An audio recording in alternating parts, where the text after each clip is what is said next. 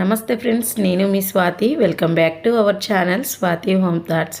Friends, ఇవాళ మన వీడియోలో పచ్చి పులుసుని అలాగే ఆలు ఫ్రైని ప్రిపేర్ చేశాను. చాలా టేస్టీగా ఉండే ఈ పచ్చి పులుసుని ఎలా ప్రిపేర్ చేశానన్నది చూసేయండి. అలాగే నేను ఆలు ఫ్రై కూడా ప్రిపేర్ చేశానని చెప్పాను కదా. ఈ ఆలు ఫ్రై అలాగే పచ్చి పులుసు సూపర్ కాంబినేషన్ అండి. సైడ్ డిష్గా ఆలు ఫ్రై చాలా చాలా బాగుంటుంది. ఎప్పుడు ఇలా ట్రై చేయకపోతే వీడియో పూర్తిగా స్కిప్ చేయకుండా చూసి మీరు కూడా ట్రై చేయండి.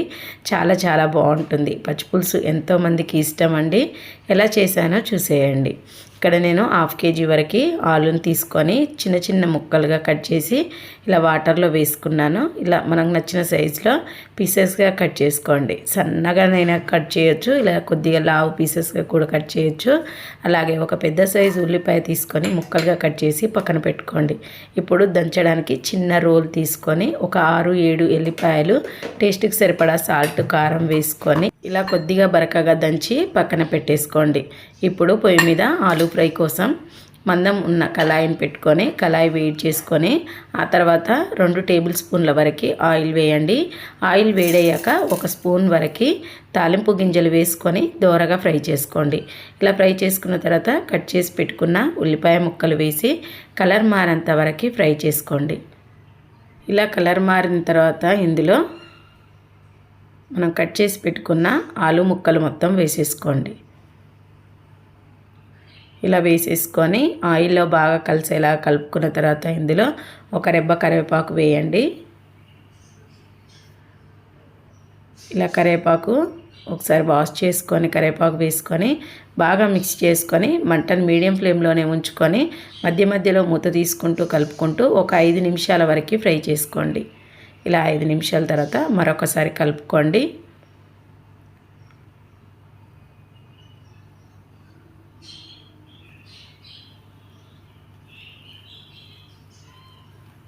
ఇలా పూర్తిగా కలుపుకున్న తర్వాత మరొక 5 నిమిషాల వరకు మూత పెట్టి మధ్య మధ్యలో మూత తీసుకుంటూ కలుపుకుంటూ ఇలా ఫ్రై చేసుకోండి.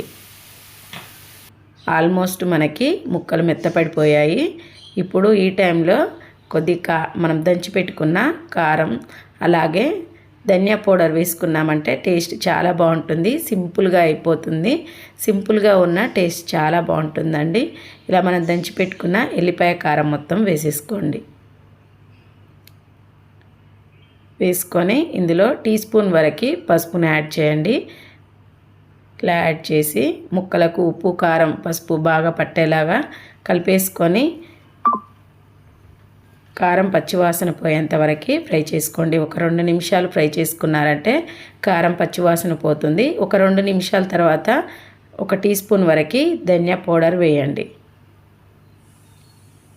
టీ స్పూన్ ధనియా పౌడర్, కొద్దిగా కొత్తిమీర వేసి స్టవ్ ఆఫ్ చేసి పక్కన దింపేసుకున్నారంటే చాలా చాలా టేస్టీగా ఆలు ఫ్రై రెడీ అయిపోతుంది. చాలా బాగుంటుందండి. సింపుల్గా టేస్ట్ చాలా బాగుంటుంది.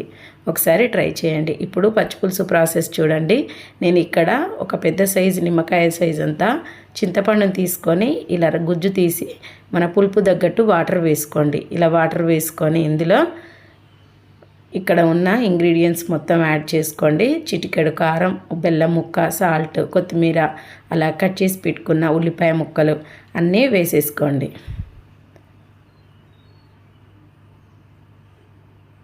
బెల్లం ముక్క ఉన్నా వేయండి, లేదంటే షుగర్ అయినా వేసుకోవచ్చు.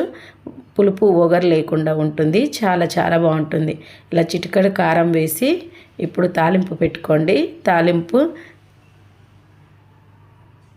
ఇలా ఒకసారి కలుపుకొని తాలింపు పెట్టేసుకోండి. కొద్దిగా కరివేపాకు, పసుపు వేసి ఇలా తాలింపు పెట్టుకున్నారంటే ఎంతో టేస్టీగా పచ్చి పులుసు సింపుల్గా చాలా బాగుంటుందండి.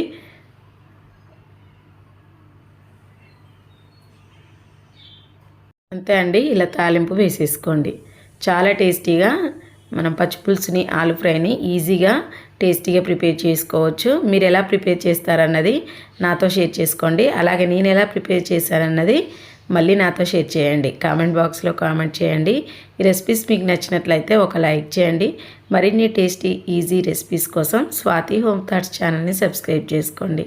మరొక మంచి వీడియోతో మళ్ళీ కలుసుకుందాం. Thank you.